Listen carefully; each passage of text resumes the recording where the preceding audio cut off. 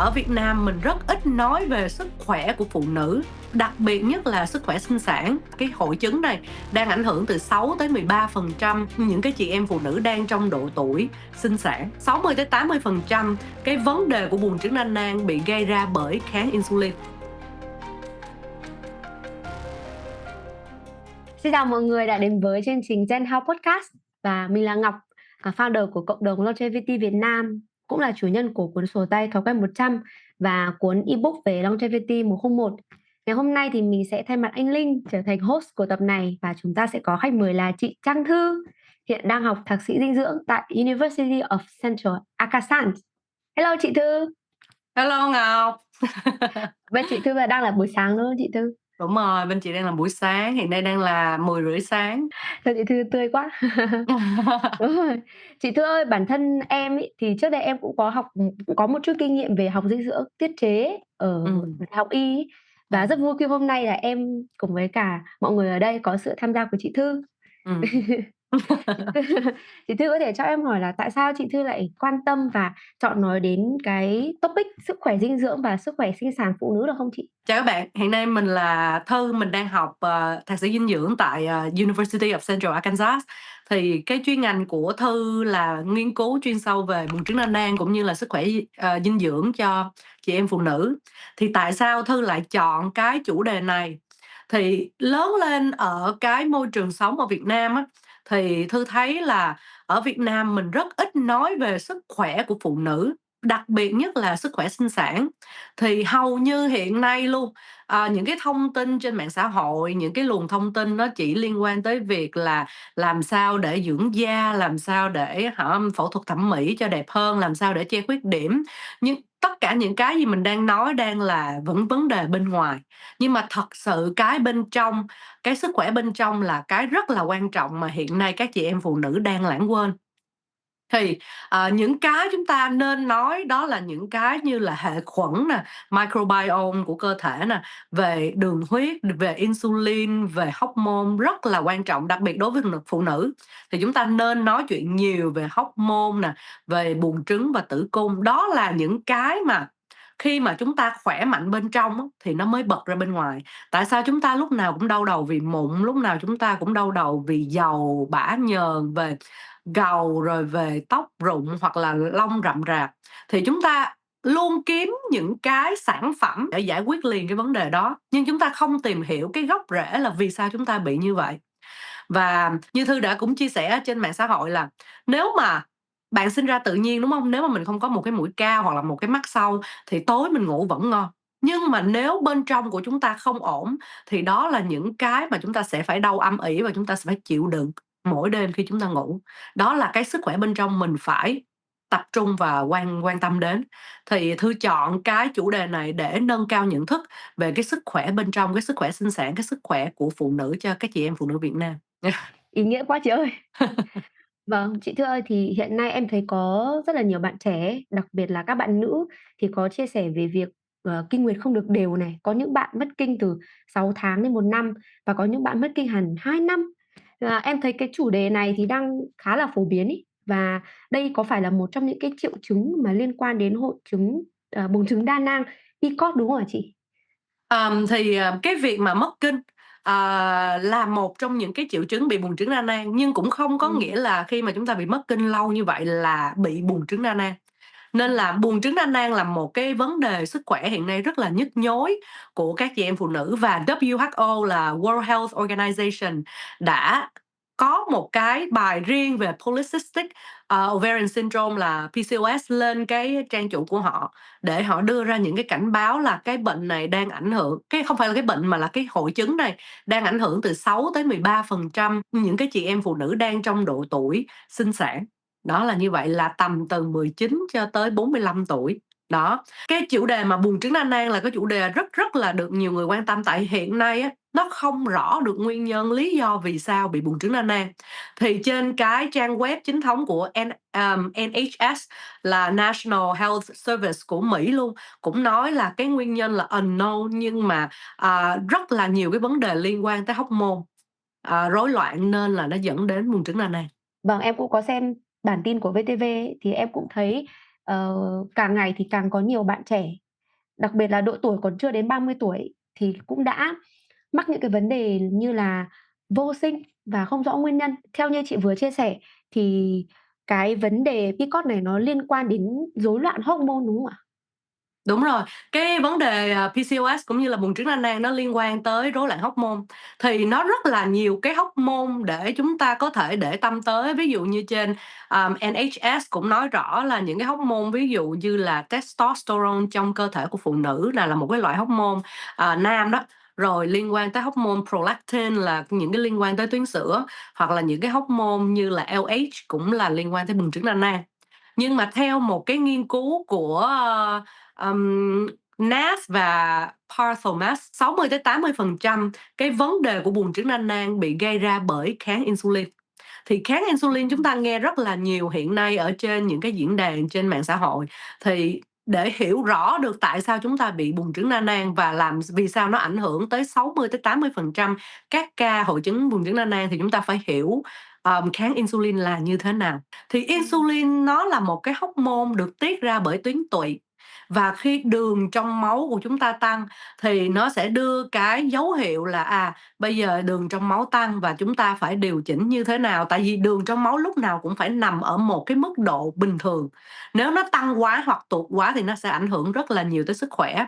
Ví dụ như nếu mà tăng quá thì người ta hay gọi là tăng đường huyết, còn nếu mà hụt gọi là hạ đường huyết đó. Đường vào cơ thể bằng cách nào? Đường vào cơ thể thì chúng ta cứ tưởng tượng nha, tinh bột là carbs á, khi chúng ta ăn á, là những cái tinh bột như là bún, phở, miến, cháo, cơm, rồi trà sữa, bánh ngọt, tất cả những cái nào mà có cái lượng tinh bột nhiều á, thì các bạn hình dung nó là một cái cục đường lớn, đúng hông? Nó gọi là một cái cục đường lớn. Thì khi mà chúng ta ăn vào người và nó sẽ được phân hủy thành những cái cục đường nhỏ lẻ và nó sẽ đi vào máu. Thì những cái cục đường nhỏ lẻ đó phải có người dẫn đường, thì insulin chính là người dẫn đường đưa những cái cục đường nhỏ lẻ đó, thoát ra khỏi máu và đưa vào tế bào. Đặc biệt hai hai nơi đó là tế bào cơ bắp và tế bào gan để cho nó trữ đường. Đó, thì lúc nào nó cũng phải kiểm soát cái lượng máu ở trong một cái mức độ bình thường. Thì insulin khi mà đường vào người, đúng hông? Đường nhỏ lẻ vào người, insulin đi ra dẫn đường đưa vào cái tế bào. Thí dụ như đưa vào tế bào cơ, nếu mà em có tập thể dục hoặc là em có đi lại, em có đứng cầm nắm, đường sẽ tạo năng lượng để phục vụ cho những cái động tác đó. Rồi, thì khi mà gan và cơ bắp là hai nơi trữ đường thì nó sẽ nằm ở dạng glycogen, đó là như vậy. Nhưng mà, khi mà trữ đường một thời gian thì gan với cơ bắp đều có một cái giới hạn nhất định để trữ glycogen, nên là nó sẽ không thể nào mà nó trữ liên tục được. Thì khi chúng ta có một cái chế độ ăn nhiều đường bột, hoặc là khi chúng ta đã bị viêm nhiễm, bị kháng insulin nhưng lại ăn đường bột trong lúc đói, thì insulin phải làm việc rất là cực lực, dẫn tới việc là bây giờ nó không sản sinh. Thí dụ như đường em ăn vô bao nhiêu, insulin sản sinh ra bấy nhiêu, và bây giờ nó lại sản sinh rối loạn. Nó không biết sản sinh như thế nào, nhiều hay ít, tại vì cơ thể của em nó đã học được cái cách là sản sinh insulin trong rối loạn rồi, thì cái cơ và cái gan của mình nó bắt đầu nó sẽ kháng insulin và nó sẽ không tiếp nhận nữa. Giống như là bây giờ đường vào trong người, insulin dẫn đường, nhưng mà insulin nó được tạo ra đưa tới cơ, nó nói: "Không, bây giờ mình không trữ được nữa, mình mệt rồi, mình không trữ được nữa, mình kháng rồi." Thì nó sẽ bỏ đi và cái tuyến tụy nó vẫn thấy: "Ô, tại sao mình đã sản xuất rồi mà đường trong máu vẫn còn nhiều?" Thì nó lại sản xuất tiếp, và cơ thể nó cứ qua ngày nó sản xuất nhiều và rối loạn như vậy thì chúng ta bị kháng insulin. Đó là gan và cơ nó không tiếp nhận insulin một cách đàng hoàng, chính thống nữa, vì nó đang bị rối loạn rồi. Nó là như vậy. Thì À. hai cái vấn đề chúng ta lưu ý khi bị kháng insulin là: một là chế độ ăn của mình nhiều đường bột, và nhiều nhiều đường bột đây chị Thương nói là những cái đường bột tinh luyện nha, những cái đường bột mà refined carbs là những cái đường bột là không còn cái chất dinh dưỡng nào nữa xung quanh nó. Còn đường bột nó vẫn nằm ở trong rau củ, trái cây, mọi thứ. Nếu mà chúng ta ăn kết hợp với chất xơ thì nó vẫn ok. Ở đây không phải nói là chế độ ăn đường bột là chế độ ăn xấu nha, nhưng mà đang nói là nhiều đường bột và nhiều cái đường tinh luyện ha. Rồi, thì, khi cơ thể kháng insulin thì nó sẽ rất là nhiều vấn đề sau đó nữa. Thông thường em nghĩ là thông thường ấy, mọi người sẽ chỉ để ý đến cái, kháng insulin khi mà mọi người đã gặp phải một cái tình trạng nào đó rồi. Ví dụ như là, người tiểu đường hoặc là tiền tiểu đường đi, chính là lúc xác, đấy họ đã có những cái symptom, họ đã có những cái dấu hiệu nhất định rồi, đúng rồi. đúng không Và chị? những cái dấu hiệu cực kỳ là nặng, Vâng, đó, đấy, thì người ta sẽ không phát hiện sớm được là vì sao mình bị kháng insulin. những cái dấu hiệu và những cái triệu chứng phổ biến nào để một người phụ nữ, ví dụ như là em đi, có thể biết được là mình đang bị, có Kháng thể là bị insulin. cái chứng kháng insulin đấy hay không? Có Ờ, cái triệu chứng nào thì, nó dễ bị nó bỏ qua sẽ không ạ? có nhiều cái triệu chứng mà chúng ta sẽ biết được là mình có bị kháng insulin hay không, và cái này là đặc biệt là bây giờ mình sẽ nói những cái một số triệu chứng mà nam với nữ đều bị luôn ha. Thì thứ nhất là chúng ta sẽ thấy là mập ở vùng bụng. Đó, Ừm, thì, phát triển mỡ ở vùng bụng, tại vì thì khi mà như chị Thư nói á, thì khi mà đưa tới gan, tế bào gan nó đã bị kháng insulin, nó không tiếp nhận cái insulin đó nhiều để nó trữ thành glycogen nữa, thì nó sẽ bắt đầu nó sẽ chuyển hóa thành mỡ. Và mình hay nghe nói là gan nhiễm mỡ là như vậy, bắt đầu mỡ à, thừa nó sẽ tạo xung quanh nội tạng. Đó là tại vì khi chúng ta chỉ mập vùng bụng thì em có thể để ý rất là nhiều, nói hơi ngoài lề một tí là những cái người đàn ông mà bị giống như không mập ở đâu mà mập ở bụng đó, đó là bị cái dấu hiệu bị kháng insulin, tại vì do phát triển cái mỡ nội tạng. Thì bây giờ mỡ nó nằm sâu bên trong những cái vùng khoảng trống ở trong nội tạng như là dạ dày nè, ruột non rồi gan. Nó là như vậy và mỡ nội tạng khi mà phát triển thì liên quan mật thiết đến kháng insulin rất là nhiều, nên là chúng ta cảm thấy mà chúng ta bị mập vùng bụng là cũng có cái dấu hiệu bị kháng insulin. Thứ hai nữa là khi chúng ta ăn một cái chế độ ăn buổi sáng xong thì chúng ta bắt đầu làm việc, đúng hông? Chúng ta có năng lượng cả ngày, thì không chúng ta dễ mệt, chúng ta dễ buồn ngủ. Đó, chúng ta dễ đôi khi là chóng mặt và đôi khi là bị hụt đường, đó là bị kháng insulin. Thì chị sẽ giải thích sơ là tại sao, tại vì thường những cái buổi ăn sáng của mình á, nó thường là những cái buổi ăn sáng mà nhiều tinh bột. Đôi khi là ví dụ như tô phở hay là ổ bánh mì ngoài đường á, nó rất là ít đạm. Em thấy một cái ổ bánh mì hoặc là một tô phở bán thì nó chỉ le qua vài miếng thịt thôi, còn lại là vâng, bánh rất là nhiều. Thì cái lượng bánh đó cực kỳ nhiều và khi nó vào người như vậy, thì như chị Thư nói thì khi cơ thể nó đã bị viêm nhiễm, bị kháng insulin rồi và một cái lượng đường cực kỳ nhiều vào trong người, lúc mà cơ thể đang đói, khi mà mình mới thức dậy mà, thì á, khi mình ăn xong á, khi mình ăn vào, đường vào thì insulin phải làm việc, thì insulin làm việc nó thấy "Trời ơi, sao nó nhiều hơn bình thường vậy là tôi phải sản xuất thêm, tôi phải bị rối loạn thêm." Thì khi nó sản xuất nhiều như vậy thì nó đã đưa đường được vào rồi, nhưng mà insulin lại càng nhiều, nó lại đưa đường bình thường vào luôn, nên là trong máu nó lại bị hụt đường, em hiểu ý chị hông? Đó, khi mà vâng, nó có một cái ngưỡng bình thường đường trong máu, thì khi mà insulin đã sản xuất ra quá nhiều nên nó làm việc một loáng là hết, nên là khi mà ăn những cái, đồ mà đường bột nhiều buổi sáng á, thì tại sao chúng ta dễ mệt, dễ buồn ngủ là chúng ta đã có cái, bị kháng insulin và insulin nó làm việc rối loạn, nó sản sinh ra nhiều, và coi như nó đưa đường sạch ra khỏi máu luôn, nên là bị hụt đường là như vậy. là kiểu Đó, hạ nên là đường huyết đấy, đúng không đúng chị? rồi, nên là nhiều người tưởng là bị kháng insulin là dễ bị tăng đường huyết, nhưng mà cũng rất là dễ bị tụt đường huyết. Đó, Vâng, chị tại vì Thư cũng là đã từng bị rồi, chị Thư đã từng bị lắm, như là ngày trước mình có đi siêu thị, đi shopping, tự nhiên một lúc là choáng váng mặt mày hết và lúc nào cũng thủ sẵn kẹo, đó là do mình bị kháng insulin. Đó, nhưng mình không biết, mình chỉ tưởng là tăng đường huyết mới bị, nhưng mà thật sự kháng insulin cũng có là hạ đường huyết. Rồi vâng, tiếp theo cái dấu hiệu, về, kháng insulin là về gai đen. Nói chung là cái gai đen này ngày thường đêm. là những bạn mà bị nặng rồi nó sẽ hình thành những cái, mảng, da mà sậm ở trên người á, thì nó cũng sẽ liên quan tới kháng insulin. Và cái này liên quan tới phụ nữ nè, thì trong cái cơ thể phụ nữ nó cũng có hormone nam bình thường, hormone nữ, hormone nam, Ừm, testosterone và estrogen là hormone ừm, nữ, testosterone là hormone nam. Thì khi mà kháng insulin á, insulin nó là một cái hormone hơi hơi chuyên sâu một tí, là insulin nó là một cái hormone gọi là anabolic hormones, là hormone tăng đồng hóa, có nghĩa là nó sẽ giúp tăng và xây dựng. Còn có những cái hormone như là glucagon hoặc là cortisol á, là hormone phân hủy, là catabolic hormones. Đó, thì hormone insulin thì lại là hormone xây dựng, còn hormone kia là hormone phân hủy.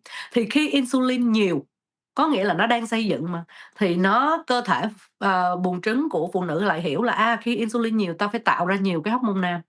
Đó, nên là tạo ra nhiều hormone nam ảnh hưởng tới cái gì? Tóc, tóc thì thưa yếu rụng, lông ừm, ở dưới những cái phần cơ thể lại mọc rậm rạp. Đó, nên là những cái dấu hiệu đó cũng là dấu hiệu bị kháng insulin. vâng. Cái, mà hạ đường huyết sau ăn ấy thì đợt trước em cũng Ừm, có bị, bình thường thì em không để ý cái vấn đề đấy, nhưng mà hôm ừm, đấy em đeo CGM ấy, Ừm. Thì, sau cái bữa ăn đấy và một bữa buổi sáng và một bữa buổi sáng và em ăn bánh cuốn thì phải, đường huyết của em tăng tăng Tăng vượt hơn ngưỡng. tăng hơn 10 luôn. Và Ồ, sau đấy khoảng tầm, 2 tiếng thì là nó xuống còn, 3,3 à, milimol trên lít là dưới ngưỡng. Và lúc đấy thì em mới biết là em có cái tình trạng là bị hạ đường huyết do sau cái bữa ăn như vậy. được, Cái symptom thì nó giống như là chị nói đấy, là em cảm thấy mệt này, mệt mỏi này, không có năng lượng này, không làm được việc này, và nói chung là mình chỉ muốn đi ngủ thôi. chính xác, Đấy. Nhưng mà chính tuy xác. nhiên thì cái hồi đấy thì em lại, không béo, cái hồi đấy em À, lại bị gầy. Em nghĩ là cũng có thể là do cái thói quen ăn uống của mình ngày xưa. Ngày xưa em rất là thích ăn, bánh ngọt và em rất thích trà ừm. sữa. Ờm, nó có hai cái vấn đề, thứ nhất là, nếu mà buồng trứng đa nang á, thì có một cái bài nghiên cứu về buồng trứng đa nang ở miền Trung, thì có thể kết luận là cơ thể vẫn bị kháng insulin và có những cái bệnh rối loạn chuyển hóa nhưng mà cơ thể gầy. Thì hầu Vâng, như gọi là lean body á, lean type á, thì nó vâng, vẫn bị buồng trứng đa nang, vẫn bị, chuyển hóa, vẫn liên quan tới insulin, nhưng mà cơ thể lại gầy. Nên là, không có nhất thiết là béo phì thì mới bị, hoặc là bị mập, hoặc là mới mới bị kháng insulin. Thì đó là có vâng, nhiều vấn đề là chị gặp rất là nhiều người trên, TikTok hỏi là "Tại sao em bị buồng trứng đa nang nhưng em gầy?" Thì vẫn có trường hợp đó xảy ra, đó là như vâng, vậy. Thì cái việc đó là cái liên quan tới cái việc mà chuyển hóa trong cơ thể của mình nữa, và cái gen mình mang như thế nào nữa, đó là vâng, như vậy. Có một cái nữa mà cái này cũng là của chị Thư bị, đó là việc tiểu đêm. Đó, kháng insulin nó cũng ảnh hưởng tới tiểu đêm, mọi người mà nếu mà mình thấy mình tiểu đêm á, thì đừng có nghĩ là bình thường, tại vì tiểu đêm nó là khi mà chúng ta mà nếu mà chúng ta uống nước nhiều, sau đó rồi chúng ta đi tiểu đêm thì khác, còn việc mà nếu mà chúng ta không có uống nước gì luôn mà tối vẫn đi tiểu đêm 2-3 lần á, thì nó liên quan tới cái, đường huyết. Tại vì đường trong người em nhiều quá, mà lúc đó cái tuyến tụy insulin nó làm việc không tốt mà nó bị kháng rồi thì thận nó phải phụ nó đẩy ra. Nó là như vâng, vậy, tại vì cơ thể lúc nào cũng là một cái bộ máy, lúc nào nó cũng phải tìm cách để cái cơ thể em phải sống sót, nó là như vậy. Nên là tiểu đêm cũng liên quan tới kháng insulin. Và cái cuối cùng đối với phụ nữ kháng insulin cái thể hiện rõ nhất đó là buồng trứng đa nang. vậy là buồng trứng đa nang nó là hệ quả của cái kháng insulin, đúng không chị? Chính xác, chính xác. Vâng, Đúng rồi. vâng. Vậy thì đúng là cái lối sống, cái ăn uống các thứ của mình, đúng là nó có ảnh hưởng đến cái sức khỏe sinh sản của mình thật. Chính Trước xác. đây em cũng không không để ý đến vấn đề này. Đúng rồi, tại vì đó như chị nói đó, cái luồng thông tin ở cái, ở Việt Nam á, về Vâng, vấn đề sức khỏe á, đặc biệt là sức khỏe sinh sản, sức khỏe của phụ nữ rất là vâng. ít ai nói đến, đúng rồi. Mình chỉ mới quan trọng bên ngoài, không có nghĩa là chị Thư không bài trừ, phẫu thuật thẩm mỹ hay là trang điểm hay là dưỡng da, nhưng mà ý chị Thư đang nói là thật sự cái bên trong á là cái mình phải nuôi dưỡng, và cái Vâng. rất là quan trọng, những cái thức ăn mình ăn vào, những cái gì chúng ta đang sử dụng trong người mình như là dầu gội hoặc là hóa chất cũng vậy luôn, đồ trang điểm cũng vậy luôn, đó là như vậy. Nên là nó sẽ ảnh hưởng rất là nhiều nữa. Vâng, em có một câu chuyện cá nhân, bạn rất thân của em thì là bạn cũng lấy chồng khoảng 2 năm. Tuy nhiên thì là hai vợ chồng cũng khá khó để mà có em bé. Và mãi sau này thì khi mà bạn đi khám thì bạn mới phát hiện ra là bạn có cái hội chứng buồng trứng đa nang như vậy. Và bây giờ sau khi nói chuyện với chị thì em cũng nhận thấy rằng bạn em thì hơi béo một chút và cũng có những cái thói quen sống không được ăn uống không lành mạnh lắm. Chẳng hạn như là bạn rất là thích ăn ngọt và bạn ăn sáng thì cũng ăn khá là nhiều tinh bột ấy. Em muốn hỏi chị Thư là có cái phương pháp chẩn đoán kháng insulin nào ở phụ nữ và có cái xét nghiệm nào cụ thể mà phụ nữ nên thực hiện để mình có thể phát hiện được cái vấn đề này sớm hơn không? Ô kê. Vâng, Thì đối với cái chuẩn đoán mà kháng insulin á, thì nó sẽ rộng luôn cho nam và nữ, tại vì kháng insulin là nam và nữ đều muốn xem coi mình có bị kháng insulin hay không, vì nam và nữ ai cũng đều bị chứ không riêng gì phụ nữ. Thì những cái chuẩn đoán này chị cũng trả lời luôn là có rất là nhiều cái chẩn đoán nhưng nó thuộc về y tế và chuyên sâu của ngành. Và nếu mà chúng ta muốn đi khám những cái vấn đề đó thì chúng ta sẽ phải đến bệnh viện. để khám coi mình có bị kháng insulin hay không. Người ta có thể đo đường nè, đo đường lúc mà mình fasting là mình không ăn, hoặc là đo insulin lúc mà mình fasting, và nó sẽ có rất là nhiều cái cách như là HOMA, HOMA. Nhưng mà để nói về phụ nữ á, như chị Thư nói á, kháng insulin thì nó liên quan mật thiết tới buồng trứng đa nang, thì sẽ có cái cách để mình chuẩn đoán như thế nào để mình biết mình bị buồng trứng đa nang hay không. Thì buồng trứng đa nang theo định nghĩa chính thống của cái Rotterdam là một cái hội thảo mà người ta tập hợp lại để người ta đưa ra xác định ra được cái điều kiện để xác định người đó có bị buồng trứng đa nang không. Thì em sẽ coi coi mình có 2 trong 3 điều kiện này hay không. Thứ nhất là em không có một cái kinh nguyệt đều. Thứ hai là khi mà soi trứng thì thấy những cái nang trứng nhỏ nhỏ. Và cuối cùng thứ ba là cái nồng độ androgen, là cụ thể là testosterone á, hormone nam trong người của mình bị vượt ngưỡng. Đó, À, thì nếu chúng ta bị 2 trong 3 điều đó thì theo cái định nghĩa Rotterdam mình đã là bị buồng trứng đa nang rồi. Thì thường á, khi các bạn đi khám về á, thì các bạn hay đưa cho chị cái chỉ số AMH. AMH là cái chỉ số dự trữ trứng để biết mình coi nhiều hay ít. Nhưng mà đôi khi cái chỉ số AMH nó lại không thể hiện rõ được mình có bị buồng trứng đa nang hay không. Tại vì đôi khi người bình thường nhưng mà dự trữ trứng của họ cao, ví dụ vậy. Thì chị vẫn khuyên là làm một là em biết là em bị kinh nguyệt không đều rồi, tại vì bắt buộc là mỗi tháng là người phụ nữ phải có kinh, cái đó là cái cơ chế hoạt động. Và đôi khi là em trễ, em lệch ngày thì ok, nhưng mà thí dụ như 2 tháng, 3 tháng em mới có, hoặc là 2 tháng, 5 tháng, 6 tháng em mới có, đó là cái điều không đều kinh rồi. Nên là một là yếu tố đó, hai là em sẽ soi coi em có những cái nang trứng nhỏ hay không. Đó là 2 cái yếu tố đó cũng xác định được em là bị buồng trứng đa nang, hoặc là tốt hơn nữa là em đi xét nghiệm cái nồng độ testosterone mới chính xác là em có bị buồng trứng đa nang hay không. Vì quay lại, buồng trứng đa nang liên quan tới kháng insulin, và kháng insulin liên quan tới nồng độ testosterone là hormone nam trong cơ thể của phụ nữ cao. Đó là vâng. như vậy. Thì chị cũng là một người khám và bác sĩ nói là lúc đó chị chưa có biết gì về buồng trứng đa nang. Thì lúc đó là năm 2021, lúc đó chị muốn thử em bé. Thì tại vì chị đã thả cỡ 6 tháng, 7 tháng rồi mà không có. Khi mà khám thì bác sĩ mới nói là chị bị buồng trứng đa nang, và bác sĩ mới nói là cái nồng độ testosterone của chị cao. Thì lúc đó mình mới nghe mình nói: "Ủa, tại sao cơ thể mình là nữ mà lại hormone nam lại cao?" Và bác sĩ nói: "Về tập thể dục đi." Đó, về giảm cân đi. Thì những cái thông tin đó nó khá là chung chung, và chị cũng không có hiểu là giảm cân như thế nào, tập như thế nào để mới giảm được cái nồng độ hormone nam đó. Thì cái đó là chị cũng muốn chia sẻ là ở Việt Nam thì cái việc mà thăm khám buồng trứng đa nang cũng, có một số nơi cũng chưa sát sao lắm, nên là đôi khi các bạn dễ bỏ qua. Đó, nên là cứ 3 yếu tố đó, cứ 2 trong 3 yếu tố đó là như chị nói thì là xác định là mình bị buồng trứng đa nang theo cái định nghĩa Rotterdam năm 2003. Bây giờ mình sẽ đến cái câu hỏi là, mối liên hệ giữa kháng insulin và hội chứng buồng trứng đa nang và PCOS là gì, đúng không chị? Đúng Và rồi. kháng insulin thì sẽ có ảnh hưởng đến PCOS như thế nào và ngược lại? Thì bây giờ chị sẽ nói cho em nghe cái cách mà một cái quả trứng ở trong phụ nữ á, nở to và rụng để ra kinh nguyệt á, thì em mới hiểu được là nó sẽ liên quan như thế nào. Thì cơ thể của phụ nữ đều có 2 cái hormone, đó là androgen là đại diện là, testosterone á, là hormone nam á, và estrogen. Đó, thì lúc nào nó cũng sẽ có 2 cái hormone nam và nữ. Thì cái hormone nữ á, nó lại được tạo từ cái hormone nam. Đó, thì androgen á, tới kỳ mà bắt đầu phải nuôi trứng nở to rụng á, thì nó sẽ phải chuyển hóa thành estrogen.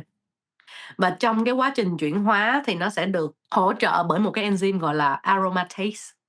Đó, thì cái enzyme này nó sẽ chuyển hóa những cái thằng androgen, những cái thằng androgen là hormone nam testosterone á, thành estrogen, những cái hormone nữ dịu dàng, dễ thương, đúng hông? Và khi mà trứng muốn rụng á, thì estrogen phải cao và đạt đỉnh. Đó, nó phải tới một cái mức độ nào đó thì trứng mới nở to và rụng để, trở thành cái, hành tinh nếu mà chúng ta không có thụ thai ha.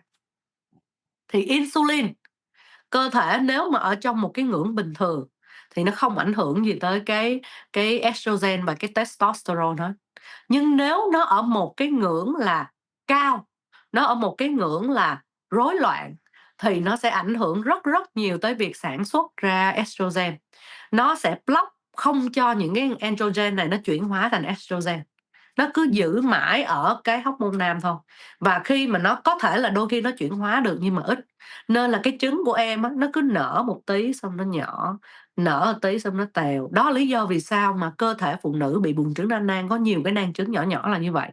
Tại vì cái nồng độ hormone nam lúc nào nó cũng vượt ngưỡng, nên là nó không chuyển hóa được thành những cái hormone nữ để nó kích thích trứng nở to, đẹp và rụng. Đó là như vậy. Insulin tỷ lệ thuận với hormone nam, thì cứ cơ thể nhiều insulin, buồng trứng nó cứ hiểu là, cứ sản sinh tiếp hormone nam đi, không có chuyển hóa thành hormone nữ. Đó là lý do vì sao mà các bạn mà buồng trứng đa nang không thấy mình có kinh là như vậy. Hoặc là lâu lâu mới có, tại vì lâu lâu cái insulin nó vô tình nó ít, hoặc là cái estrogen nó chuyển hóa được thành hormone nữ, còn lại thì hầu như nó không. Nên là có nhiều người mất kinh có thể tới 1 năm, 2 năm, đó là như vậy. Nên là chị ngày trước á, khi mà, trước khi làm mẹ á, kinh của chị rất là không đều và lúc đó mình cảm thấy mà kinh không đều rất là tiện, tại vì mình không có bị. Đó là như vậy thì nó sẽ rất là tiện. Nhưng mà sau khi mình học, mình chuyên sâu rồi mình phải hiểu là bắt buộc mỗi tháng mình phải có kinh, thì cơ thể mới là một cái cơ thể khỏe mạnh. Đó là như vậy. Nên là bây giờ chị rất là đều, mỗi tháng đều có. Cũng đúng. Em có những, người bạn khác cũng khá là mập mập thì các bạn cũng, 2-3 tháng mới bị kinh một lần. Đúng rồi, với lại nó cũng nói chung là nó cũng rất là nhiều vấn đề nữa, không phải là như vậy không mà cũng có liên quan tới cortisol, stress nữa. Nhưng mà cái Vâng, nhiều nhất vẫn là cái insulin, đó là như vậy. Tại vì nếu mà em mà làm một cái công việc mà em lúc nào cũng trong sự căng thẳng á, thì ô kê nó vâng. sẽ ảnh hưởng rất là nhiều. Nhưng mà tại vì đôi khi mà người bình thường thì không thể nào mà lúc nào cũng stress, đôi khi là người bình thường có kinh bình thường nhưng mà có tháng không có đều thì cũng có thể là do bị stress trong cái giai đoạn đó, đó là như vậy. Vâng, đấy, chị còn nhớ cái người bạn mà em chia sẻ là sau 2 năm nữa, đấy, thì Ờ, chính ờ, cái người bạn đấy là, sau khi bạn ấy phát hiện ra cái vấn đề đấy là bạn thay đổi lối sống một chút và sau đấy thì là bạn ấy có chuyển nhà. Thì lúc đấy thì là bạn ấy có chia sẻ là bạn ấy được thoải mái đầu óc, bạn không còn bị stress, công việc của bạn đúng. ấy cũng tiến triển tốt hơn và bạn ấy có thể có thai tự nhiên và bạn ấy rất là mừng bởi vì là bạn ấy không phải can thiệp IVF. Đúng rồi, đúng rồi. Đó, Vâng, IVF cũng là một cái là ngày trước chị muốn có bầu á, thì chị cũng nói là mình sẽ muốn có bầu tự nhiên. Thứ nhất là kinh phí mình sẽ không có để làm IVF, với thứ hai là chị cũng rất là sợ kim tiêm, nên là cái đó là nó sẽ thúc đẩy cho chị là sẽ phải cố gắng thay đổi mình để có bầu tự nhiên. Là như vậy nghĩa vậy. là cái vấn đề này nó quan trọng kể cả với những bạn đã có gia đình và Ừm, muốn có em bé, tuy nhiên là vẫn chưa có cách để để có được em bé. Và cái này cũng rất quan trọng với những bạn mà chưa có gia đình và chưa có nhu cầu muốn có em bé. Nhưng mà phải phát hiện được cái vấn đề này sớm, nếu không thì là nó sẽ như kiểu là domino, đúng không chị? đúng rồi, chính Nó xác. sẽ Nó nó cứ sẽ là bị đúng rồi, nó cứ bị ví dụ kháng insulin, bị buồng trứng đa nang, và buồng trứng đa nang thì lại em lại thèm ngọt, em không giảm cân ừm, được, em lại struggle, em lại khó chịu, em lại tìm tới đồ ăn, thì lại tới đồ ăn thì nó lại quay lại bị kháng insulin nặng hơn, đó là vâng, như vậy. đó là một cái vòng vòng tròn như vậy. Đúng rồi, vòng tròn. Vâng, hay đấy ạ. Vậy thì chị thưa liệu có cái cách nào để mà mình có thể thay đổi lối sống hay là thay đổi chế độ ăn để mà mình có thể cải thiện, giống như chị nói ban nãy là mình có thể reverse được cái, hội chứng buồng Đảo trứng ngược đa lại. nang này ở các bạn vâng, ở những cái bạn mà đã mắc cái này không, đúng không hả chị? Buồng trứng đa nang đầu tiên là mọi người phải hiểu là, đó là một hội chứng, thì Ừm, nghe cái từ tiếng Anh của nó là PCOS, có nghĩa là Polycystic Ovarian Syndrome. Thì những cái hội chứng á, nó không phải là bệnh, mà nó là một cái nó không có bệnh thì nó sẽ không có thuốc nào mà trị dứt điểm, giống như khi em bị ho, bị, sổ mũi nó trị dứt điểm được. Thì bắt buộc em sẽ phải thay đổi lối sống, ăn uống và tập luyện. Thì có nhiều người nói là "Tại sao cái người này ăn như vậy được, còn tôi không ăn được?" Tại vì khi mà chúng ta đã bị buồng trứng đa nang, bắt buộc chúng ta phải ăn khác người bình thường. Đó là như vậy. Nếu chúng ta đã có những cái bệnh chuyển hóa, nếu chúng ta đã có mang cái gen ẩn về cái việc mà, rối loạn chuyển hóa thì chúng ta sẽ bắt buộc phải ăn khác người bình thường. Thì đối với buồng trứng đa nang á, chị Thư lúc nào cũng khuyên các bạn là ăn ưu tiên đạm tốt và béo tốt. Và mình sẽ ăn đường bột là những cái đường bột, kiểu như là, không có ăn những cái đường mà trắng, mà chúng ta sẽ ăn những cái đường bột mà kèm với lại những chất xơ, ví dụ như là yến mạch cũng được. và bánh mì nguyên cám nè, bánh mì đen, đó là những cái như vậy. Và những cái đường bột tốt là những cái đường bột đến từ rau củ. Ví dụ như là bí đỏ cũng là đường bột mà nó kèm thêm chất xơ, vitamin và khoáng khác, đúng hông? So với cơm trắng, hoặc là chúng ta sẽ ăn, khoai lang, đó là như vậy. Thì không có nghĩa là buổi sáng chúng ta sẽ ăn một chén yến mạch nha, cái đó cũng là không có một cái nó cũng chưa phải là một cái bữa ăn sáng lý tưởng. Thì chị Thư vẫn ưu tiên đạm tốt và béo tốt trước. Đầu tiên chúng ta sẽ phải hiểu về béo trước đi ha. Thì tại sao phụ nữ bị buồng trứng đa nang cực kỳ ưu tiên béo, mà ưu tiên béo ở đây phải là béo tốt. Vậy thì bây giờ các em chỉ nghĩ đơn giản béo tốt là như thế nào? Béo tốt là những cái béo mà đến từ tự nhiên. Ví dụ nha, trong mỡ heo, mỡ bò, mỡ gà, da gà bình thường chúng ta cứ ăn bình thường, không sao cả. Vì khi chúng ta đã cắt cái phần béo đó ra, thì khi mà chúng ta ăn á, nó sẽ giảm đi cái độ no. Nhưng nếu chúng ta có kèm béo thì nó sẽ tăng cái độ no lên để chúng ta không phải ăn những cái thứ khác ăn vặt. Đó. Thì béo tốt là trái bơ rất là tốt, có chất xơ luôn nha, và rất là giàu vitamin cho phụ nữ, đặc biệt là cái hệ sinh sản của phụ nữ. Và bơ lạc nè, bơ lạc thì các em đọc cái thành phần đằng sau á, không có những cái dầu tinh luyện hoặc là cái dầu cooking oil á, cái bơ nào bơ thuần tự nhiên á thì ok. Rồi sữa nguyên kem nguyên béo nè, rồi, sữa chua nguyên kem nguyên béo ha, đừng có ăn những cái sữa chua mà low fat, những cái sữa chua mà cắt đi cái phần béo, tại vì khi mà nó cắt phần béo thì nó tăng phần gì đố em? Nó sẽ tăng cái phần đường bột. Đó là như vậy, cái tăng phần carbs nên là những cái gì mà low fat là không nên đối với buồng trứng đa nang ha, cứ full fat, whole milk cho chị Thân. Rồi, đó, những cái chất béo tốt ví dụ như nằm trong cá nè, cá hồi nè, cá mòi nè, rất là tốt luôn. Rồi như chị Thư nói đối với động vật thì mình cứ ăn, mỡ, da, gân bình thường không sao cả ha. Và nấu thì chị Thư cũng nấu với mỡ heo, còn những cái dầu nấu ăn thì hiện nay Thư đang tập trung là sử dụng cái dầu ép lạnh là dầu ô liu, hoặc là dầu ép lạnh mà hạt bơ. Thì cái dầu ép lạnh ô liu nó không có cái điểm điểm cháy cao, nhưng mà cái dầu ép lạnh hạt bơ thì nó có điểm điểm khói cao. Đó là như vậy, nó phù hợp với chiên hoặc là xào mà với cái nhiệt cao, đó là như vậy. Thì đầu tiên chúng ta phải hiểu tại sao phụ nữ phải bổ sung chất béo. Phụ nữ thấy béo là sợ nhưng mà béo bản chất rất là tốt. Thứ nhất là chất béo là khi chúng ta phải ăn á, thì cái cơ thể gan nó mới tổng hợp được cholesterol, và cholesterol chính là những cái cột mốc đầu tiên để tạo ra những cái hormone giới tính, ví dụ như hormone nam, hormone nữ. Đó, nên là estrogen chúng ta thiếu hụt cũng là do chúng ta ăn không đủ béo để tạo cholesterol để cơ thể có thể tổng hợp được những cái hormone estrogen và androgen như vậy. Đó. Thứ hai nữa là chất béo quan trọng vì nó là cấu thành của màng tế bào. Và mình hay nghe nói là phải bổ sung omega 3 nè, đúng hông? Là nó là những cái chất mà quan trọng đối với trí não nè, đó. Và cái chất béo là cái chất rất là quan trọng để tổng hợp những cái vitamin tan trong béo, gọi là fat soluble vitamins là E, A, D, K. Ừm, Và những cái nghiên cứu liên quan tới buồng trứng đa nang, làm sao để cải thiện buồng trứng đa nang và, làm sao để cái hệ sinh sản của phụ nữ tốt hơn, lại là sử dụng những cái vitamin đó. Ví dụ như có một bài nghiên cứu là sử dụng vitamin D làm giảm cái androgen, cái hormone nam trong người, và làm tăng cái khả năng thụ thai và điều hòa tốt những cái hormone estrogen và progesterone trong cơ thể phụ nữ. Đó, có những nghiên cứu về vitamin D và vitamin D cực kỳ quan trọng đối với phụ nữ. Đó, và ừm, nếu mà vitamin D là vitamin tan trong béo, nếu chúng ta không ăn đủ béo thì nó sẽ không hấp thụ và nó sẽ không có vào người tốt. Đó, và đó đó là lý do vì sao chúng ta phải ưu tiên béo. Và khi mà chúng ta muốn có kinh nguyệt hoặc chúng ta tại vì phải rụng trứng để mới, thụ thai được, thì nó sẽ có 3 cái nơi nó kết hợp đó là, vùng hạ đồi ở trong não, rồi tuyến yên và cuối cùng là cái buồng trứng sẽ tiết ra estrogen. Thì nếu mà cơ thể phụ nữ không có đủ mỡ, không có đủ fat á, thì nó sẽ disrupt, có nghĩa là nó sẽ ngăn chặn không cho 3 cái này nó hoạt động, ờ, thuần thục với nhau để rụng trứng và để nuôi trứng lớn. Đó. Và cái thứ hai nữa mà cái người mà bị buồng trứng đa nang phải nên ưu tiên ăn đó là đạm. Đó, vì sao? Vì bản chất đạm là một cái building blocks, có nghĩa là những cái móng để xây nên lông, tóc, đúng hông? Rồi để phục hồi, ví dụ mình có bị té, bị rách, bị cơ bắp, bị như thế nào á, thì đạm chính là cái giúp mà chúng ta phục hồi. Đạm cũng là một cái cái nguyên tố chính để tạo ra insulin đó và tạo ra LH, sorry, cái hormone LH, LH á, và cái hormone FSH là cái hormone FSH á, ở trong cơ thể để kích thích, nuôi trứng và rụng trứng. Đó, nên là đạm là cấu thành của những cái cơ bản sống của một cái cơ thể phụ nữ.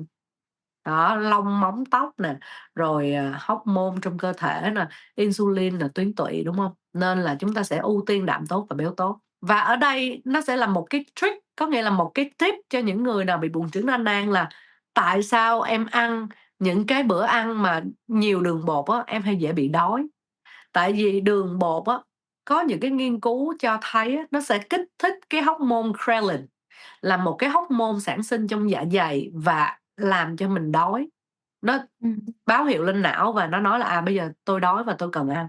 Thì ăn những cái món ăn mà nhiều đường bột á, nó sẽ kìm hãm được ghrelin trong một thời gian rất là ngắn và sau đó cái ghrelin nó lại tăng lên rất là cao. Đó, nên là cái hormone đói trong cơ thể của mình nó lúc nào cũng bị ở trong cái tình trạng là tăng cao nên là mình bị đói. Vậy thì khi ăn đạm và béo tốt á, thì chúng ta lại khác. Khi chúng ta ăn đạm và béo tốt, nó sẽ có hai cái hormone đó là GLP-1, GLP-1 và cái hormone gọi là peptide YY, có nghĩa là peptide y dài á. Thì hai cái hormone đó lại là hai cái hormone no và nó phản ứng tốt với là đạm và béo tốt. Khi chúng ta ăn, có bao giờ em ăn thịt mỡ bao giờ chưa? Em rồi. có bao giờ mà em ăn thịt mỡ mà em ăn nhiều được hông? Thế em phải ăn nhiều cơm. Ăn nhiều mà ăn không á. Không, ngán. Đúng rồi, tại vì nó sẽ rất là ngấy. Đúng hông? Vâng, Hoặc là ở đây có ai uống một ly sinh tố bơ mà ăn được tiếp cái gì khác hông? Không, tại vì nó rất là ngấy. Và tại sao mình ăn thịt và mình ăn thịt nướng đôi khi mình về mình cảm thấy đầy bụng hông phải là vậy, mà do là mình no. Cái hormone no nó phản ứng tốt với là đạm tốt và béo tốt. Đó, ừm, nên là một cái bữa ăn mà đạm tốt và béo tốt nhiều với một cái bữa ăn mà đường bột nhiều á, thì cái bữa ăn mà đạm tốt và béo tốt giúp chúng ta rất là no lâu. Ở đây ví dụ như khi mà em đói, đúng hông? Em kiếm một cái bánh bông lan em ăn, khác với cái việc mà khi em đói em ăn một nắm hạt. Ăn một cái nắm hạt đó nó sẽ giữ cho mình no rất là lâu, hoặc là ăn một cái trứng luộc. Khác với cái việc mà mình ăn một cái bánh bông lan á, thì nó sẽ đói rất là nhanh, đó là như vậy. vâng, Nên là nó có khoa học đằng sau cái việc mà chúng ta ăn như thế nào để giữ chúng ta no và chúng ta không có, ăn vặt liên tục và làm tăng insulin. Thì cái đó ưu tiên ăn đạm tốt, béo tốt ha, để giúp cho cái hormone no nó tiết ra, không ăn vặt được nhiều, thì lúc đó chúng ta sẽ không có sử dụng quá là nhiều cái đường bột tinh luyện. Và thêm một cái nữa là khi mà chúng ta ăn đạm và béo á, thì đường ở trong máu sẽ tăng rất là ít, đúng hông? Tại vì đạm và béo thì đâu có đường đâu, thì nó sẽ tăng ít. Vậy thì insulin nó có thời gian để nó nghỉ ngơi và nó sẽ không có vụt lên cao như là chúng ta ăn một cái bữa ăn mà đường bột, mà đường tinh luyện nhiều. Nó là như vậy. Ha, để ăn đường đó, cái tip của Thư khi mà cái cách mà để mình có thể đảo ngược lại buồng trứng đa nang là ưu tiên đạm tốt và béo tốt, ăn nhiều cái đó. Thứ hai nữa là đó, ngay cả béo tốt cũng giúp cho cái hệ sinh sản để nó refresh và nó làm việc lại tốt hơn. Thứ hai nữa là nên ăn theo thứ tự. Đối với những bạn nào bị buồng trứng đa nang á, thì nên ăn thứ tự là ăn đường bột là sẽ ăn cuối, ưu tiên là xơ hoặc là béo hoặc là đạm ăn trước và ăn đường bột sẽ là ăn cuối để cho cái đường bột đó nó ngấm vào máu từ từ, nó không có bị vụt lên, nó gọi là glucose spike á, là bị lên đường một cách đột ngột và insulin nó phải làm việc cực lực. Insulin nó cần có thời gian, khi mà nó đã kháng insulin rồi thì các bạn phải chữa lành insulin và để cho nó cái thời gian để nó làm việc từ từ, đó là như vậy. vâng, Và cái cuối nữa là mình sẽ phải vận động, có nghĩa là mình sẽ, làm sao để như Thư nói đó, đường sẽ trữ vào đâu? Cơ và gan, đúng hông? Nhưng mà cơ và gan thì lại có giới hạn định, vậy thì chúng ta sẽ phải tập luyện làm sao để nuôi cơ bắp của mình khỏe. Đó là như vậy. Mình đi lại, mình, sử dụng hết nếu mà chúng ta có phải ăn đường bột thì chúng ta phải sử dụng hết cái đó và vận động luôn để cho cơ nó lấy cái đường đó để nó vận động luôn, nó lấy làm năng lượng luôn. Chứ đừng để thí dụ như khi ăn xong mình ngồi ì ở đó thì đường huyết nó sẽ không có biết nó đi đâu. Nhưng mà khi ăn xong, mình nghỉ ngơi, mình có thể sắp xếp mình đứng lên mình rửa chén, mình đứng lên mình dọn chén bát thì nó sẽ tốt hơn. ban nãy chị Thư có nói một cái là, cái chất phụ nữ của mình cần chất béo và mình cần mỡ bụng. Nghĩa là phụ nữ không nên khô quá, mình cũng vẫn cần mỡ để những cái hormone ở trong cơ thể của Chứ mình nó không có nói là cần mỡ bụng, healthy. mà là Thế à? cần nói chung là mỡ ở cái phần trăm mỡ trong cơ thể của mình nó Vâng, phải phần trăm tương mỡ. đối, nó phải tầm Vâng, từ nó phải phải tương đối, nó phải có chứ nó đừng có dưới quá 20%. Nó là vâng, như vậy. đấy, Đó, thì như Thư nói nếu mà thì không phải là những cái người mà bị thừa cân mới có những vấn đề về sinh sản, rất là nhiều người ốm mà ốm nhách á, mà ốm đúng rất rồi. là không có mỡ luôn, bị vấn đề về sinh sản và Thư gặp rất là nhiều, và đặc biệt Vâng, là ở Việt Nam luôn. Tại vì ở vâng, Việt Nam thì hầu như mà để ưu tiên ăn đạm tốt, béo tốt thì mình chưa có thói quen đó, đặc biệt đối với phụ nữ là nghe mỡ, nghe nghe béo là sợ, nhưng mà đang nói là ừm, béo tốt khác với lại béo dầu tinh luyện, dầu chiên, đó là như vậy. vâng. Em nghĩ là cũng có thể là do thói quen của các chị em nữa là rất là ít Ừm, người đi tập luyện, rất là ừm, ít người ăn đủ đạm để mình có đủ khối lượng cơ bắp chính để phục xác. vụ cho cái insulin của mình. Đúng rồi. Hông phải phục vụ cho insulin mà phục vụ cho việc trữ đường, phục vụ Đúng để rồi, để phục vụ tiếp cho việc nhận trữ đường đường. từ insulin. Yeah, Ừm, đó. Vậy thì là kể cả những cái người mà gầy quá này, ít mỡ này, ít cơ này, thì chúng ta cũng sẽ là có một cái khả năng bị cái, PCOS cao hơn, đúng không? chính xác. Tại vì những cái Vâng, người mà ít mỡ thì nó sẽ bị ảnh hưởng tới cái như chị Thương nói đó, cái vùng hạ đồi, tuyến yên và buồng trứng, nó sẽ không có làm việc để nó có thể tạo ra, kinh nguyệt. Cũng có nhiều cái người hỏi là tại sao có rất là nhiều cái trang mạng xã hội nói là buồng trứng đa nang không được uống sữa.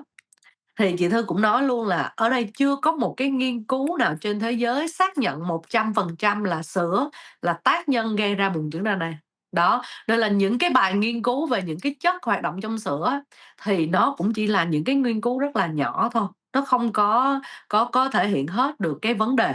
Thì như Thư nói đó, chúng ta nhìn đồ ăn theo cái nó là đa lượng thì nó là tinh bột, ừm, đạm hay béo. Đó, khi chúng ta ăn và chúng ta phải phán đoán được chúng ta đang ăn cái gì và nạp cái gì vào. Thì sữa Thư cũng chỉ coi nó là có đường bột có, béo có và đạm có, và Thư cũng đã có những cái chỉ dẫn ở trên cái mạng xã hội riêng của mình là các bạn sẽ phải coi coi cái sữa nào mà có đạm tốt và béo tốt nhiều thì mình sẽ ưu tiên, đó là như vậy. Cũng đừng nên vâng, đừng uống những cái sữa như skim milk, những cái sữa mà cắt béo, đó.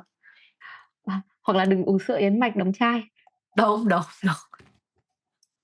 chung là các bạn phải thuần là tự nhiên như Thư, ví dụ như nó là dưới dạng sữa thì hãy uống, hãy ăn, dưới dạng bơ thì hãy uống, hãy ăn. Nhưng mà để chế tác sữa, để chế tác yến mạch thành sữa và chế tác hạt thành sữa hạt á, thì nó đang là nó không phải. Tại vì hạt nó đang có đạm, nó đang có béo và khi chúng ta xay và chúng ta chỉ lấy cái nước đó đi để chúng ta thành, gọi là, sữa thì nó sẽ không có nhiều cái chất dinh dưỡng. Thì Thư cũng có một cái clip review về sữa hạt, để ở trên mạng xã hội thì hầu như là cái phần đạm và cái phần béo rất là ít. Đó, mà nó để lại là gì? Đặc biệt là sữa yến mạch, khi mà mình tước đi cái chất xơ, mình chỉ lấy cái phần nước thì nó nhiều cái gì các bạn? Nhiều đường, đó là như vậy. Chính xác. Và khi mà mình uống sữa yến mạch, ví dụ một cái matcha latte mình uống với lại sữa tươi bình thường có béo tốt và đạm tốt, với một cái ly sữa yến mạch ly matcha latte mà sữa yến mạch không thì cái ly nào sẽ làm cho đường nhảy lambada trong người? Chắc chắn là cái sữa yến mạch. Em là hay nói đùa là khác gì uống nước đường pha loãng đâu. Chính xác là như vậy. Nhưng mà nói chung là Đây, về sữa hạt á, thì nó sẽ khi mà các bạn đọc thành phần á, của sữa ừm, tươi nó chỉ là sữa tươi, nó chỉ là sữa tươi đó. Còn về những cái thành phần sữa hạt và sữa yến mạch chắc chắn để nó có cái độ sánh, độ đặc nó phải xài xanthan gum, nó phải xài cái độ đặc, cái độ sệt, rồi nó phải xài thêm dầu để thêm chất béo, nó là như vậy. chế biến qua thì nó sẽ Đúng uống rồi, làm sao chính cho xác, mình nó ngon gọi nhất. là processed rồi, yes. Chứ nếu mà ai mà đã làm sữa yến mạch mà từ yến mạch không vậy thì sẽ khó uống vô cùng. Kê. Cái, tình trạng mà kháng insulin ấy thì nó cũng có liên quan và là rủi ro cho rất là nhiều những cái bệnh khác. Nhưng mà về phụ nữ đi ha, mình nói sâu hơn về phụ nữ đi, thì ngoài sức khỏe sinh sản thì kháng insulin và PCOS thì còn, gây ra những cái sức khỏe về ảnh hưởng sức khỏe dài hạn nào khác không hả chị? Thì như Thư có một cái clip về nói luôn, có nghĩa là người ta hỏi là buồng trứng đa nang có nhiều bạn hỏi chị Thư là "Buồng trứng đa nang có nguy hiểm hay không?" Thì chị Thư nói Ừm. nếu mà nguy hiểm dựa trên cái độ mà cấp bách là nguy hiểm liền tới sức khỏe bây giờ thì không, nhưng mà nó sẽ nguy hiểm là về lâu về dài. Vì như Thư nói là hệ quả của buồng trứng nó đang là do kháng insulin, và nếu mà chúng ta cứ bị kháng trong một thời gian dài và chúng ta không phát hiện ra, nó sẽ gây lên nhiều cái bệnh mãn tính khác như là tiền tiểu đường nè, và tiểu đường. Và biến chứng của tiểu đường thì mọi người biết rồi, rất là nhiều biến chứng, ví dụ như nó có thể bị mất tay mất chân luôn, nó sẽ ăn vào da, vào xương như thế luôn. Nó nên là nghe rất là sợ bạn. Và khi mà đường nó đã rối loạn, mình ăn cái gì, một tí thôi nó cũng đã phải nó đã rối loạn rồi. Nên là nếu mà chúng ta có buồng trứng nơ nang thì chúng ta sẽ phải kiểm soát nó, làm sao để chúng ta đừng có bị buồng trứng nơ nang, và chúng ta phải cố gắng đạt mục tiêu là mỗi tháng chúng ta phải có kinh nguyệt đều, đó là như vậy. Thì khi mà chúng ta kiểm soát được nó thì chúng ta sẽ kiểm soát được cái kháng insulin, kiểm soát được cái rụng tóc, kiểm soát được cái gai đen, kiểm soát được cái, mỡ ở vùng bụng. Đó, thì cũng có nhiều chị em bây giờ chị Thư cũng nói luôn một cái đó là nhiều chị em nói là tại sao bị, buồng trứng nơ nang khó giảm cân. Tại vì quay lại cái câu chuyện của insulin, insulin là cái hormone xây dựng, thì nó cứ càng nhiều trong người thì nó lại là đi đôi với lại cái mỡ. Có hormone insulin nhiều thì nó lại không cho mỡ phân hủy. Đó, thì Vâng, nó cứ xay đắp mỡ lên như vậy. Đó, nên là chúng ta phải kiểm soát được insulin thì chúng ta sẽ kiểm soát được mỡ thừa. là cơ thể của mình nó không cho lấy cái mỡ dự trữ ở trong cơ thể của mình ra làm năng lượng. Ha, nó sẽ sử dụng mỡ một cách không hiệu quả, tại vì insulin nó nhiều trong người thì nó tỷ lệ thuận với hormone nam và nó tỷ lệ thuận với việc mà xây mỡ. Đó, Vâng, nó chứ đó là nó là hormone xây mà, nó hông phải là hormone phá hủy, nên nó cứ giữ khư khư mỡ ở đó trong người của mình. Đó là như vậy. vâng. Ờ, vậy thì có rủi ro mà người bị, buồng trứng đa nang thì sẽ dễ bị tiểu đường thai kỳ không hả chị?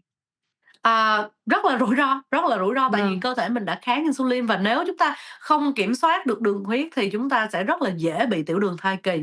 Và tiểu đường thai kỳ tại sao cái người cũng đừng nói tới buồng trứng đa nang mà người phụ nữ bình thường thôi, rất là dễ bị, tiểu đường thai kỳ, tại vì, khi mà chúng ta mang thai á, chúng ta sẽ tiết ra những cái hormone mà nó sẽ làm những cái hormone đó nó sẽ lại kháng insulin, nó ờ, không có cho insulin hoạt động một cách hiệu quả, nên là đôi khi người bình thường vẫn bị tiểu đường thai kỳ bình thường, còn cái người mà đã bị buồng trứng đa nang càng có cái khả năng bị cao hơn nữa. Nên là cái việc chúng ta phải kiểm soát đường rất là chặt chẽ, tại vì khi mà mang thai nè, chúng ta sẽ phát sinh hơn nhiều mỡ hơn nè, nên nó sẽ không có cho insulin làm việc hiệu quả, và nó sẽ tạo ra nhiều cái hormone trong cơ thể, nó kháng lại insulin, và insulin một lần nữa lại không làm việc hiệu quả. Đó là lý do vì sao mà, khi mà kháng insulin như vậy thì đường huyết trong người cao và dẫn tới tiểu đường thai kỳ.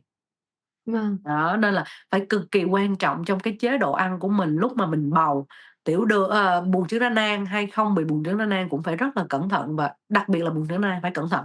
Như chị Thư là lúc đó là, bị buồng trứng đa nang và có bầu, thì cũng rất là phải cẩn thận và sợ nhất là đi khám đường, đi uống cái chai nước đường đó. vâng, Và chị Thư bị là cái test là chị Thư khám bên Mỹ, thì nó có 2 lần, một lần là mình chỉ uống 50, ml thôi, thì mình uống và đi khám đường luôn, thì lúc đó chị Thư không có pass, là không có đậu ở đó. Thì mình phải đi khám cái lần thứ hai là cái lần, trời ơi, cực kỳ kinh khủng luôn, có nghĩa là mình phải uống 3 lần đường. 3 ừm. lần đường và mỗi lần nó phải cách nhau 1 tiếng, có nghĩa là phải uống xong rồi, đo xong rồi ở lại đó, uống tới 3 lần, thôi. Nói chung là nên là có kinh nghiệm nên là cái lần thứ hai là mình đi khám á, là cái chế độ mình ăn trong cái lần thứ hai nó kiểm soát hơn và mình pass ngay lần đầu tiên, nó là như vậy. Ừm, Ờ, vậy thì cái chế độ ăn nó quan trọng thật chị nhỉ? Từ lần thứ nhất mà rất đến quan lần thứ trọng. hai Thì bây mà lần thứ giờ hai mình pass. đúng rồi.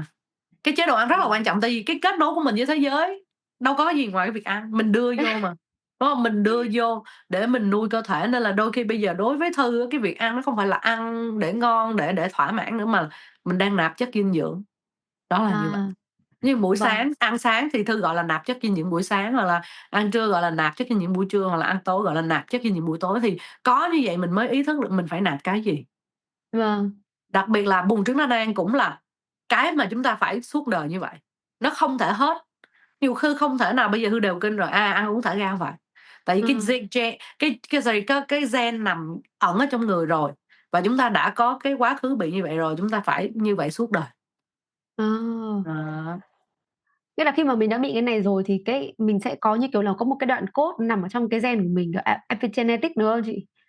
có nghĩa là nó có rất là nhiều vấn đề, cũng có thể liên quan tới gen, cũng có không liên quan tới gen, nhưng mà cái vấn đề khi Vâng. chúng ta đã bị, có nghĩa là cơ thể nó adapt, có thể adapt với cái Ừm. đó rồi. Tại vì có rất là Vâng. nhiều người ăn đường bột bình thường vẫn không bị sao hết. Đó, nhưng mà cơ thể của mình đã bị một lần và Ừm. cũng có khả năng nó phát triển cái đó rồi thì mình sẽ phải giữ cái lối sống đó suốt đời. Ừm. Mà Ờ, của như Thư chị thì Thư nghĩ là gen á, tại vì, mẹ cũng bị, à, em gái cũng bị, đúng rồi. vâng.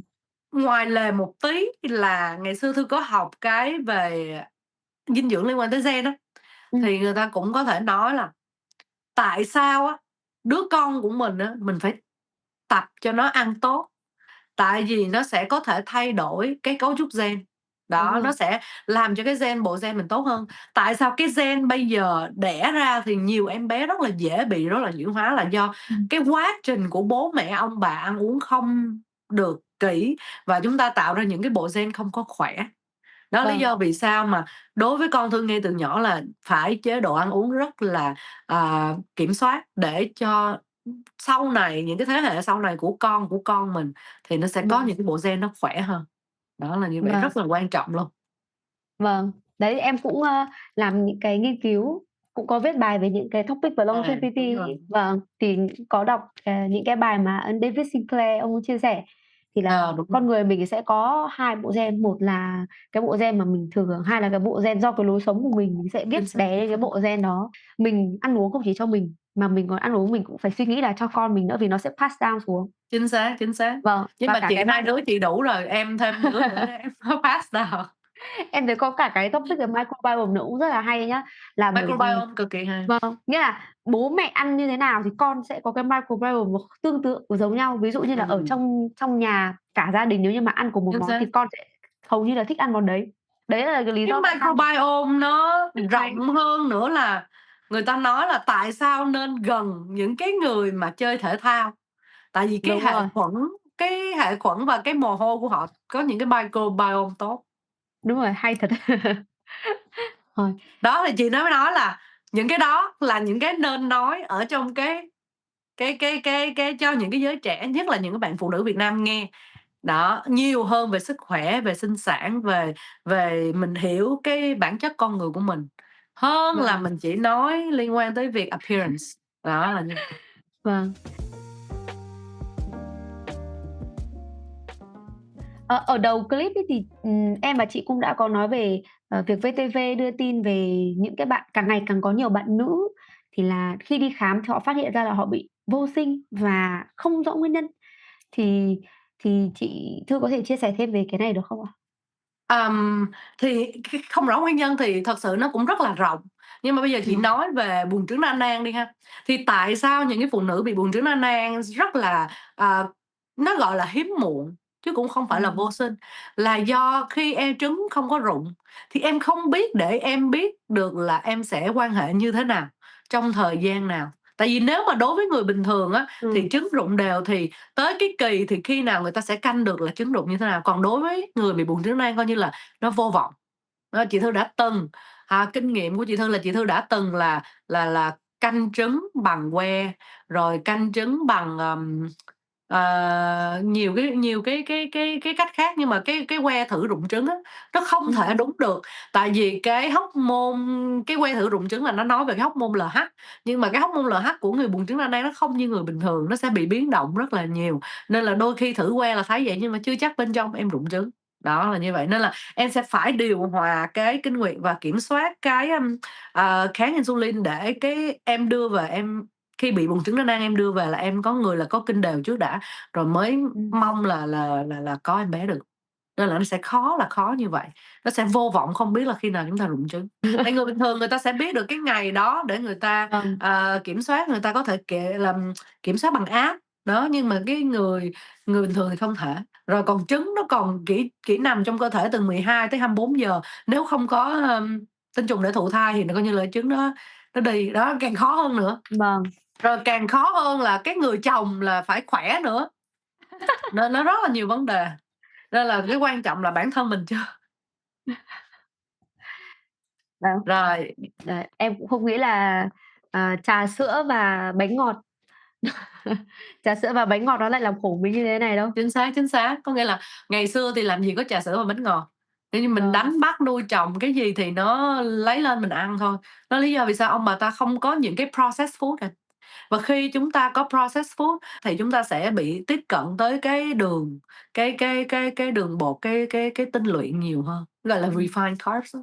Thì coi Tổng như là nó tuốt tuột tuột, nó chỉ còn mỗi lại đường bột thôi, nó không còn vâng. vitamin và khoáng, nó không có cái chất xơ để nó cản, nó là như vậy. Thì như chị Thư thì em có thể gọi chị Thư là, một chiến binh đi, đã vượt Là qua được, PCOS và có thể mang thai tự nhiên. à. Thì là một người đã từng mắc kháng insulin thì, chị Thư đã phải đối mặt với những khó khăn và thách thức nào trong cái quá trình mà mình điều trị và quản lý cái vấn đề này không?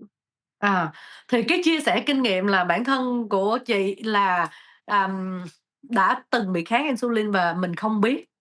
Mình chỉ nghe khi mà mình đi khám thì mình chỉ nghe là cái nồng độ testosterone của mình bị vượt ngưỡng và mình không biết là nó liên quan tới kháng insulin và kháng insulin liên quan tới đường huyết. Cái một ngày thì chồng của chị cũng đang học tiến sĩ về vận động học thì mới học chuyên sâu về cái tiểu đường trong cái, dự án đó, thì chồng chị mới có những cái liệt kê những cái dấu hiệu mà liên quan tới đường huyết, thì trong đó có một cái gọi là tiểu đêm, thì lúc đó chị Thư bị cái vấn đề đó. Có nghĩa là tối trước đó chị Thư không uống nước trước khi đi ngủ nhiều mà lại đi tiểu đêm tới 2-3 lần. Thì sau này mình tìm hiểu mình mới biết, bắt đầu mình có dấu hiệu tiểu đêm, có thể là mình bị tiền tiểu đường. Và lúc đó mình nghĩ là, mình đã bị cái vấn đề đó rồi và làm sao để mình chữa cái đường huyết của mình. Chị Thư mới bắt đầu tìm hiểu về insulin, thì insulin cũng liên quan mật thiết tới đường, tại vì nó là người dẫn đường vào trong cơ mà, nó là như vậy. Và khi mà chị Thư tìm hiểu về insulin thì chị Thư mới biết được, là do insulin nhiều nên là hormone nam của mình nhiều và mình muốn điều hòa kinh nguyệt thì mình phải kiểm soát được insulin, đó là như vậy. Thì khi mà mình kiểm soát được insulin thì như chị Thư nói, chị Thư phải thay đổi cái chế độ ăn. Mắc nhỏ một tí là trước đó chị Thư khi mà không có con rồi chị Thư có chuyển qua chế độ ăn vegan. Thì cái chế độ ăn vegan, chế độ plant based á, thì mình lại ăn quá trời xôi, mình lại ăn quá trời cơm và mình hiểu hông? Mình có nghĩa là mình miễn sao mình không ăn động vật thôi, thì lúc đó là đường nó lại nhảy lambda, nhiều hơn và nó lại ảnh hưởng cực kỳ nhiều hơn nữa. Nên là khi mà chị Thư tìm hiểu được là insulin thì khi mà bị kháng insulin chúng ta sẽ phải ưu tiên là béo tốt và đạm tốt, và chúng ta không nên sử dụng những cái, gọi là low fat nữa, mà cái gì cũng phải full cream. Ngày xưa chị Thư đi mua sữa là toàn mua skim milk, là sữa mà cắt béo này nọ, mình đâu có hiểu gì đâu, mình đâu có biết, mình chỉ tưởng vậy là tốt, nhưng mà hông. Những cái đó khi mà chúng ta đã cắt đi cái lớp, béo á, thì rồi chúng ta lại nạp thêm cái đường vô cơ thể nữa. Nên là khi mà mình bắt đầu mình chữa trị á, mình healing cho bản thân mình, chị Thư đặt ra cái kế hoạch 30 ngày là vừa tập luyện và vừa ăn uống, thì tới ngày thứ 23 là chị Thư đã đậu em bé.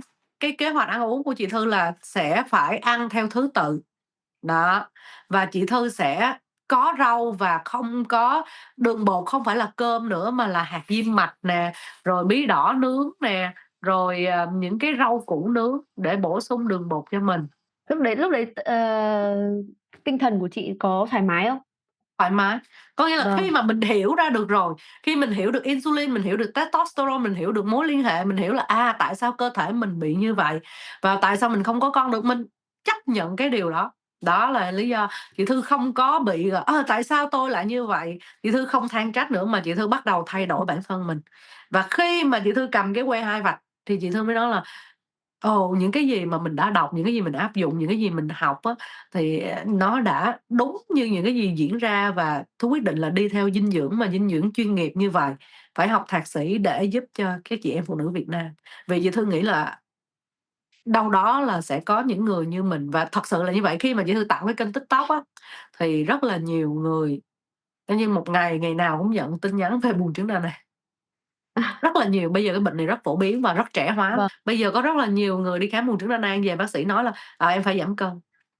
Thì giảm bao lâu? À. Giảm như thế nào? Giảm bao nhiêu ký thì em có đảm bảo được buồng trứng đa nang hay không? Còn bây giờ đối với những người coi cái kênh của chị Thư nói là bây giờ em phải điều hòa làm sao em có đều kênh mỗi tháng trước đi đã. Đó, khi mình nói như vậy thì nó sẽ dễ hình dung ra hơn.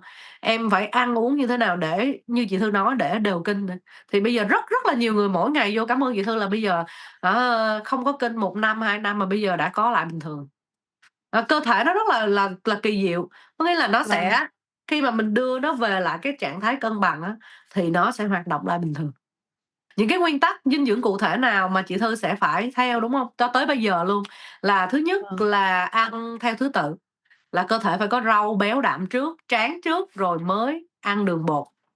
Rồi thứ hai nữa là cái nguyên tắc của chị Thư là ăn xong là phải vận động, có nghĩa là ăn xong đứng lên rửa chén, ăn xong đứng lên bê chén vào trong sink, trong trong cái chỗ rửa, chứ không có ngồi ì và coi phim liền.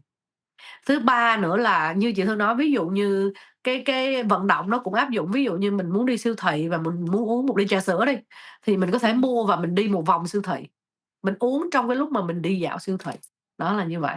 Đó, thì mình có những cái hack và cái mẹo mình đưa vào. Và cái thứ tư nữa, cái quy tắc là ăn ưu tiên đạm tốt và béo tốt, và những cái sản phẩm, chế phẩm, sữa thì mình nên ưu tiên full full fat, có nghĩa là full béo, nguyên kem, nguyên béo, không tách béo, không có, sữa hạt, không có những cái gì mà không phải là tự nhiên. Đó. Vâng. Em thấy trên kênh của chị có chia sẻ về giấm táo, thì chị có sử dụng giấm táo để trong cái quá trình ăn uống của mình không? Đó, thì giấm táo cũng là một cái cách rất là hay. Thì lúc đó như Thư nói đó, có nghĩa là mình rất là nghiêm ngặt, mình đã ăn tráng rồi, không có cho đường bột nó tăng đột ngột rồi, mình vẫn kỹ mình uống thêm giấm táo nữa. Thì rất là nhiều nghiên cứu nói là khi chúng ta ăn giấm táo trước bữa ăn thì cái đường huyết mà vào cơ thể của mình có thể giảm từ 20 tới 30% cái độ hấp thụ. Đó, Ừm. nên là trên đó chị Thư cũng có để nhiều cái bài nghiên cứu về giấm táo rồi, và giấm táo thật sự rất là quan trọng. Ngay cả Thư đặt đứa con của Thư khi mà mang trong bụng tên là Giấm mà, thì giấm táo chính là cái mà để giúp Thư đảo ngược lại cái tình trạng mà bị, buồng trứng đa nang. Giấm Vâng, thì không cần phải là giấm táo xịn, chỉ cần là một cái giấm uống được với cái nồng độ axit acetic là từ 5% là ô kê, 5% là ô kê. vâng. Và không nên sử dụng giấm kẹo nha, giấm kẹo không có tác dụng gì cả. Giấm kẹo em cũng chưa nghe thấy đấy bao giờ. Có giấm táo kẹo. Giấm táo kẹo nghe thôi thấy ngọt này. Ờ, chính Ờ, xác, lại bổ sung vâng. thêm đường. Đấy, tóm lại thì, bản thân em ấy, em cũng chia sẻ là em cũng đã từng học dinh dưỡng lâm sàng, nhưng mà khi mà em đi học thì em thấy là mọi người vẫn đang chỉ quan tâm đến cái vấn đề là dinh dưỡng cho người già này, dinh dưỡng cho người thừa cân, dinh dưỡng tiểu đường thai kỳ. Nhưng mà đúng là Ừm. không ai quan tâm đến cái vấn đề về dinh dưỡng cho phụ nữ và dinh dưỡng tiền thai sản như là chị Thư chia sẻ. Cảm ơn chị Tư hôm nay vì đã dành thời gian cho em và thời gian cho mọi người. Những cái kiến thức mà chị Thư chia sẻ em thấy là thật sự nó rất là hữu ích và em mong rằng cái kiến thức này có thể đến được với nhiều người nhất, đặc biệt là các chị em phụ nữ. Hôm nay rất là vui được chia sẻ những cái kiến thức dinh dưỡng, những cái kiến thức mà mình đã học trong quá trình mà mình học thạc sĩ. Thì ngay từ đầu Thư lúc nào cũng có một cái suy nghĩ là muốn giúp cho cộng đồng của chị em phụ nữ Việt Nam tốt hơn, khỏe hơn, đặc biệt là từ bên trong. Và những cái kiến thức như là về insulin, hormone, đường huyết, buồng trứng, tử cung đã từng là một cái gì đó rất là xa lạ đối với Thư, nhưng bây giờ nó là những cái gì mỗi ngày, và Thư cũng mong muốn là những cái gì Thư chia sẻ sẽ thiết thực cho cuộc sống của chị em phụ nữ, để cho mình không còn bị buồng trứng đa nang và có thể mang thai tự nhiên nếu mà chúng ta có bị buồng trứng đa nang, bằng cách là đảo ngược lại buồng trứng đa nang, ăn uống tập luyện một cách hợp lý ha. Thì buồng trứng đa nang, có thể trẻ hóa nhưng mà không có nghĩa là cái đó là cái dấu chấm hết của cái, cuộc đời của các chị em phụ nữ, mà nó chính là cái báo hiệu là bây giờ cơ thể mình đang cần phải sửa đổi, và cơ thể mình đang cần nạp những cái dinh dưỡng tốt, những cái dinh dưỡng đủ để thay đổi cơ thể và giúp cho mình sẽ có một cái nhận thức và sống khỏe tốt hơn. Vậy là hôm nay, mình và chị Thư đã đi qua được cái khái quát về các cái vấn đề liên quan đến kháng insulin và buồng trứng đa nang. Rất mong là những cái thông tin về phía chương trình chia sẻ sẽ giúp ích được cho mọi người. Và, các chị em nếu như mà sau khi xem tập này vẫn muốn tìm hiểu thêm về hội chứng buồng trứng đa nang, có thể follow TikTok của chị Trang Thư. Cảm ơn Gen Health Podcast đã mời Thư để làm một cái khách mời có thể chia sẻ về buồng trứng đa nang cũng như là sức khỏe sinh sản cho chị em phụ nữ hôm nay. Nếu như mà mọi người vẫn có thắc mắc hoặc câu hỏi về chương trình, rất mong mọi người sẽ đóng góp vào phần bình luận ở bên dưới. Và mình là Ngọc Nguyễn, Longevity. Cảm ơn mọi người đã theo dõi chương trình. Bye! Bye.